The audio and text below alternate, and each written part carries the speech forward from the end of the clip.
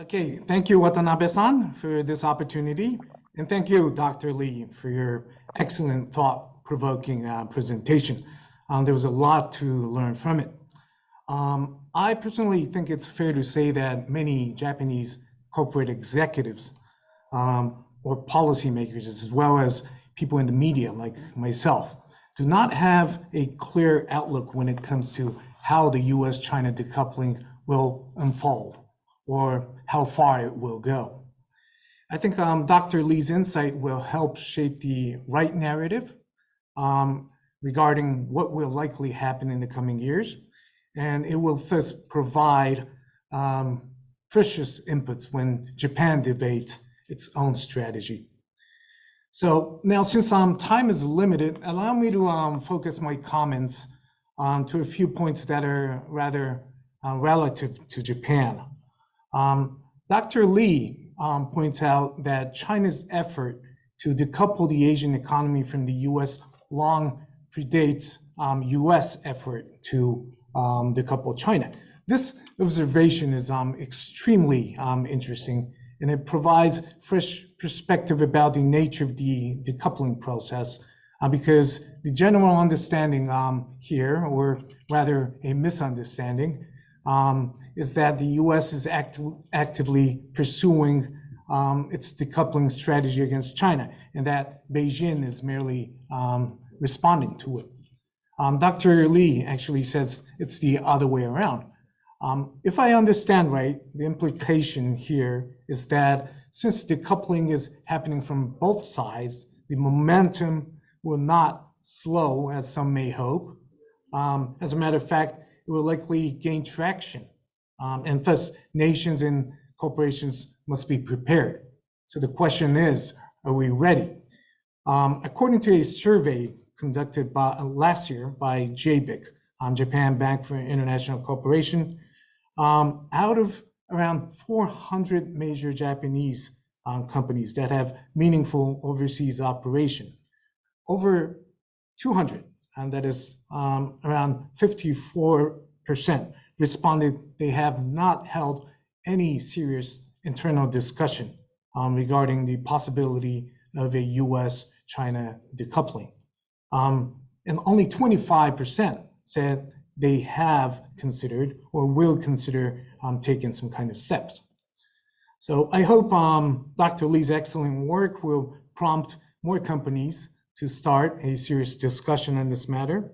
And when they do so, one question that arises is, to what extent companies must decouple from China? Will most of them still be able to operate in China or sell products to China? Who gets to stay and who must leave? Dr. Lee talked about the high value segment. The companies who must leave will be limited to these high value segments only, or would it expand to other sectors as well? And what happens if a company does not comply, and so on and so forth? So it'll be helpful, Dr. Lee, if you can share your view on the likely severity of decoupling and its implication to corporate strategy. Next, I'd like to say a few words on the Trans-Pacific Partnership Treaty, the TPP. Dr. Lee says US return to TPP will be an effective countermeasure against China's effort to decouple Asian economies from the US. I'm very delighted to know that Dr. Lee holds a rather contrarian view that the US may rejoin the pact. Most policymakers and scholars here in Japan are on the other camp. And when I even mention the possibility of a US return to TPP in my articles, I get criticized for being unrealistic. So as Dr. Lee rightly suggests, the idea that the US will not rejoin TPP is yet to be tested, I think. And it should be tested, especially by Japanese policy makers, because as we all know, Tokyo took a leading role in salvaging the TPP after the Trump administration withdrew from the pact in 2017. And I think the important question here is what concrete measures can we take to building momentum and persuade the US to rejoin? I know it's not an easy task. And I also know that a group of Japanese trade officials are working on this matter and are trying to engage the European Union. The idea is to convince the EU not to join TPP, but rather to conclude a trade deal with TPP. So the idea is to have a trade pact that will link TPP and the EU. This will give more flexibility on both sides than having the EU actually join the TPP. And the hope here is that such a trade pact will create an impetus for the US to rejoin TPP, as it would provoke fear of being left behind on the part of the United States. Of course, the EU TPP deal will be beneficial in and of itself because first, this move will enhance the magnet of TPP.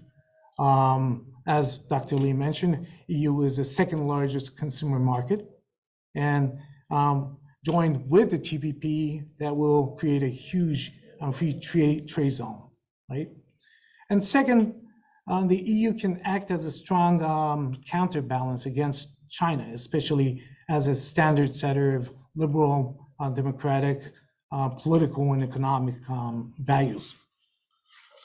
So if there's enough time, Dr. Lee, perhaps you can later on share your views on whether engaging EU is a smart move, or just in general, how we can realistically entice the US to rejoin TPP.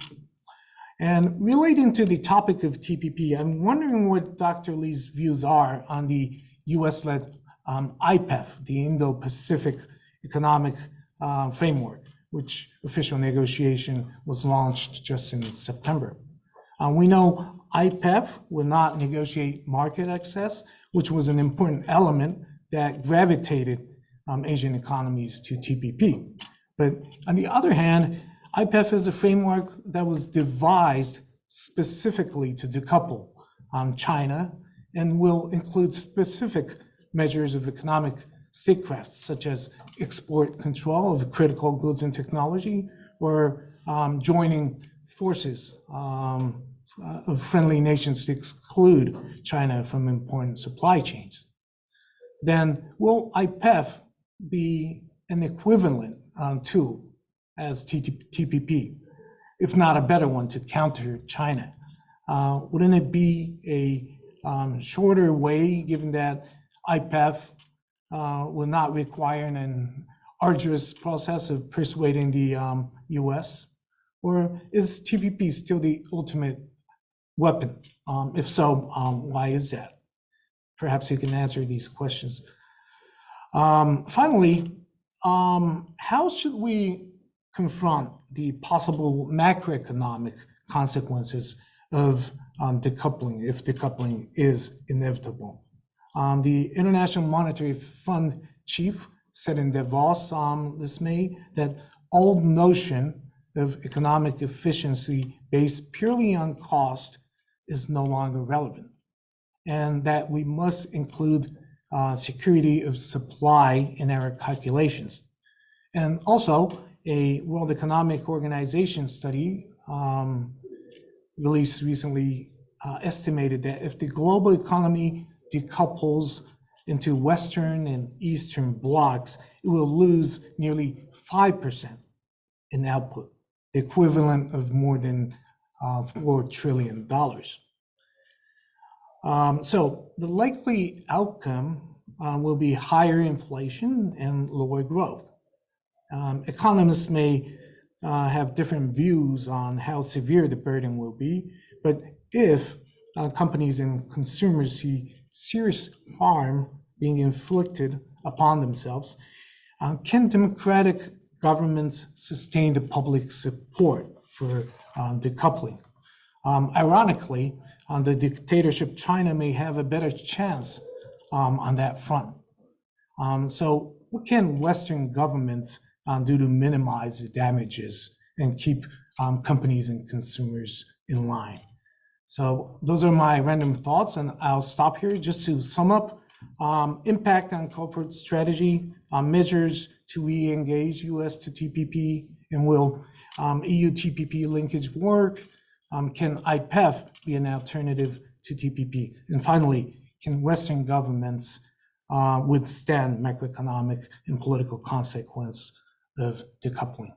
Once again, thank you for the excellent presentation, Dr. Lee, and I'm honored to have this interaction. So back to you, Watanabe-san. Thank you, Nishimura-san, for your comments and questions. Dr. Lee, Nishimura-san posed many questions, interesting questions to you. If you could answer and provide your perspective, that would be helpful. Sure. Thank you, Ms. Nishimura. Let me address some of those questions. First of all, which is relevant to Japan and Australia, and my country, Australia. Your question is, what is actually happening, and are we putting too much pressure on corporations to in a sense, engage in strategically useful or advisable choices? I don't expect corporations to engage in geostrategy, right? That is not what corporations do. But I do expect corporations to do two things. One, identify risk for themselves, which I think they're already doing. And two, to broaden their notion of risk, which I think you sort of raised. And in a recent past, corporations really only looked at economic and commercial risks. Now they need to look at political risk, sovereign risk, and all those other sorts of risks. What is actually happening? There's a partial decoupling going on now, in the sense that even if a lot of Japanese companies, I know that they are trying to diversify at least some of their supply chains out of China. So for Japanese companies servicing the Chinese market, they have to continue to invest in China because that's the rules that China has. But I think a lot of Japanese firms, Korean firms, American firms, increasing European firms, they are trying to diversify their supply chains. And look, it will never happen as quickly as strategists or government policy people would like it. But this is where I think, and we need to get the narrative right. One reason why I have worked on this issue quite publicly is that in many ways, we have normalized Chinese economic practices. We have sort of said, this is just what China does, and that's what we have to deal with, and let's be pragmatic. I guess what I'm trying to say is that China has been trying to decouple on its terms for a long time. We just never called it that.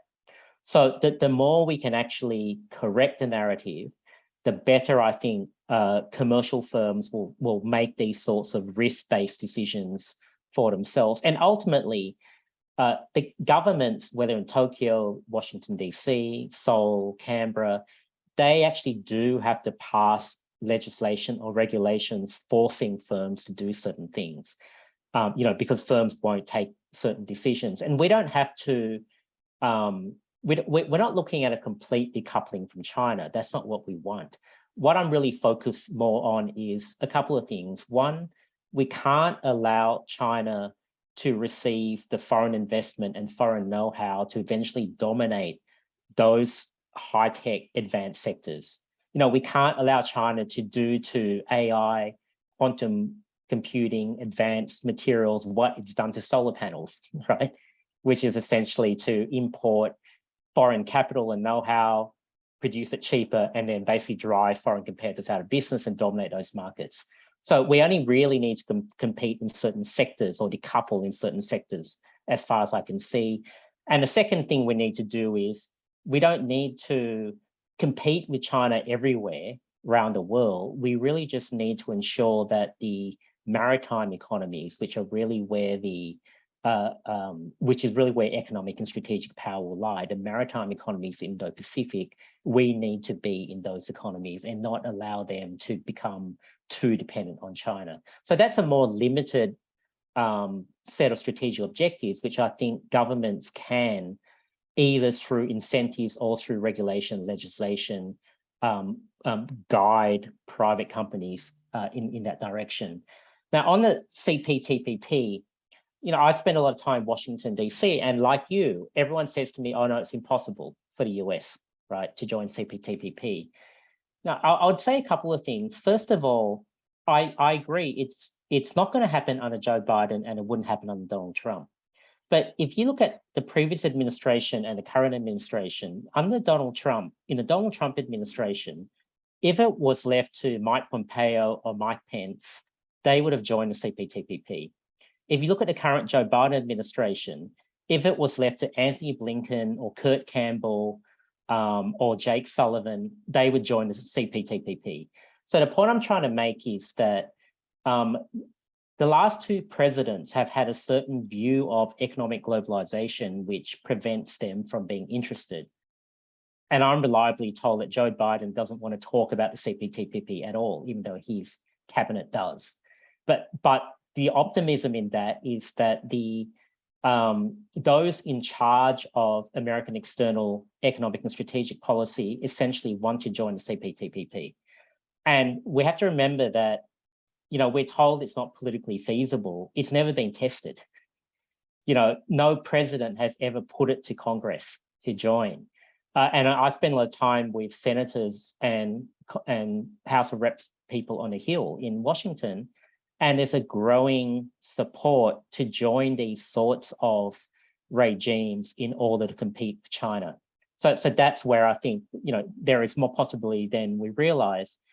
And the final thing, or the next thing I would say is that if you look at the IPEF, it seems like Joe Biden is coming up with every possible way of creating a CPTPP light without actually joining CPTPP, which is why my argument that the fast track way is actually just to, go through the process of joining it.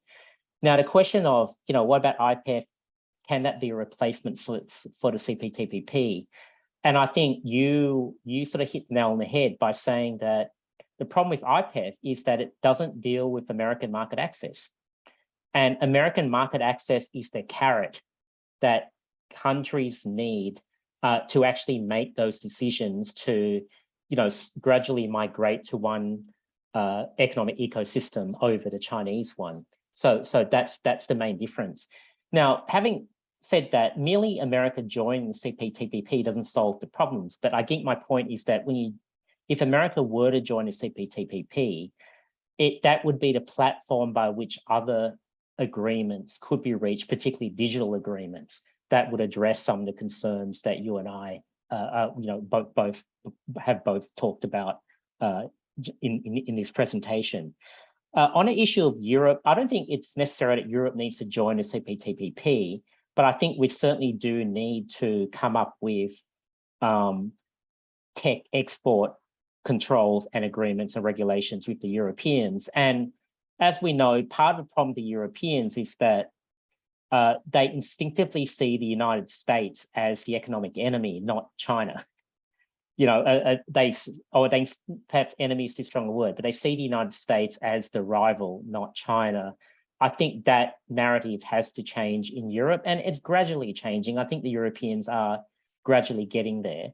In the last 5 years, the real problem in Europe, I think, has been Germany, and the real problem of Germany has been Merkel, to put it bluntly.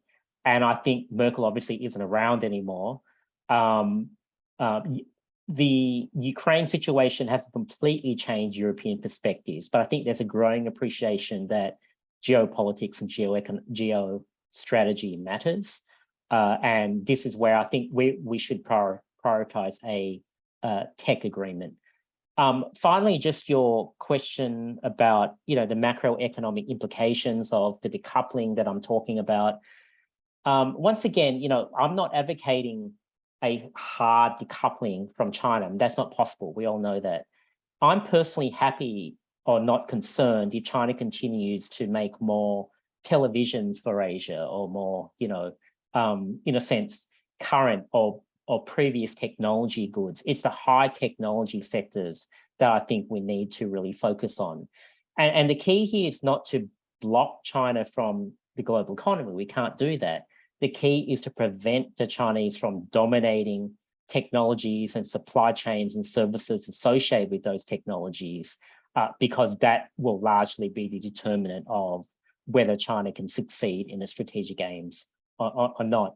So from that point of view, that's not as extreme a situation as a hard decoupling.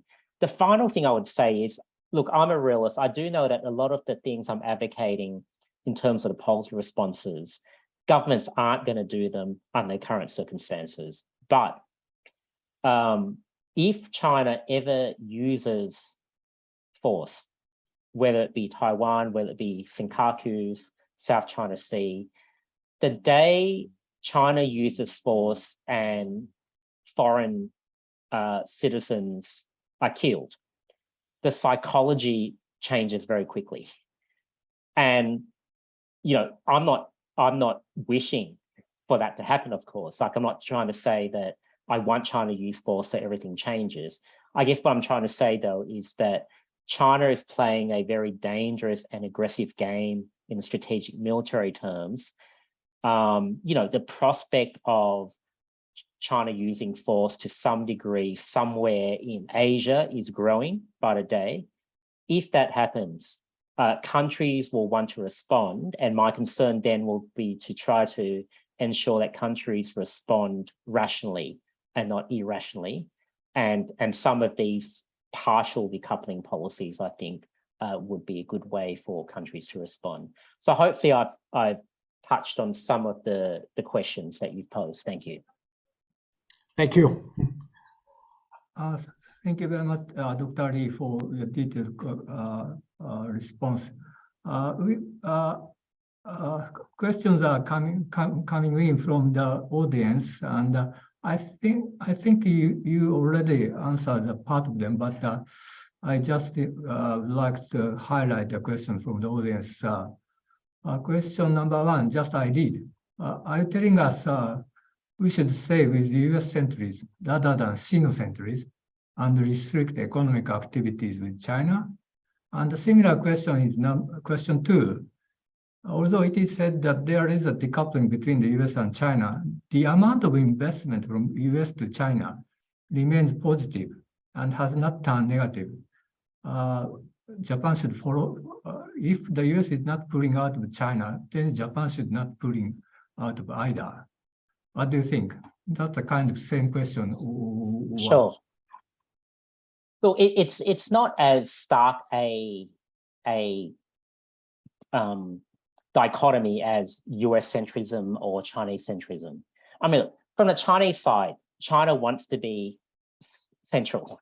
From the Chinese side, China wants a Sino-centric economic and strategic order. We know that. Now, from the US side, a lot will depend on direction the United States goes. So if the United States went in a very insular direction, where it truly was America first, then of course, I wouldn't expect any other country, whether it should be Japan, Australia, to follow that, because that wouldn't serve our interests.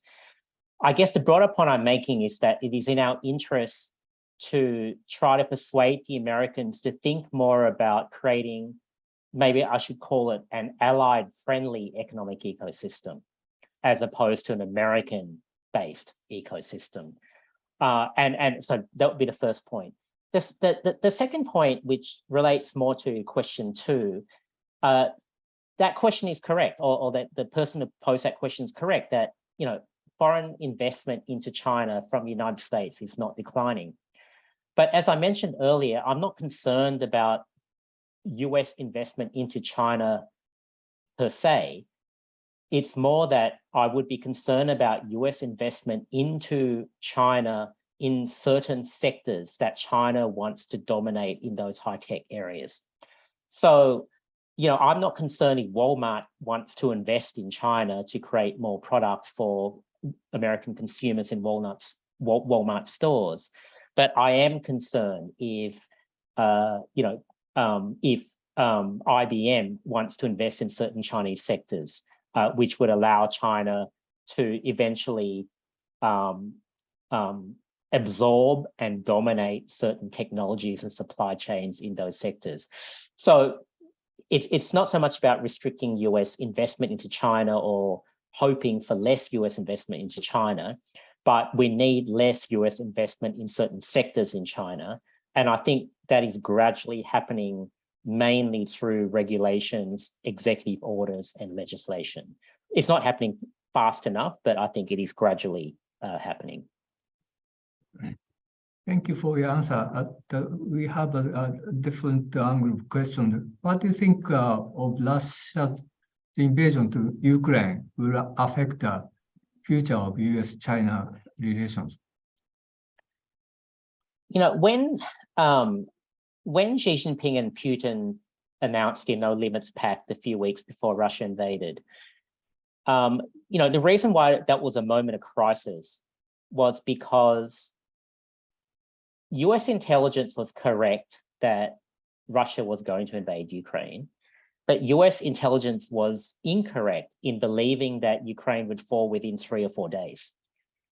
And the point I'm trying to make is the lesson we've learned from the Ukraine invasion and the relevance of US-China relations is that we actually have quite good options to deter China from the use of force, because the use of force, as long as China doesn't achieve a quick victory, whether it be Taiwan or somewhere else, if China can be prevented from achieving a quick victory, the cost to China will actually be greater than the current costs are to Russia, because the Chinese cannot endure the sorts of sanctions that the Russian can, or I should say more specifically, the Chinese Communist Party cannot endure the sorts of sanctions that Putin can endure, because China cannot be an economic basket case. You know, like the CCP wouldn't survive. That's one lesson.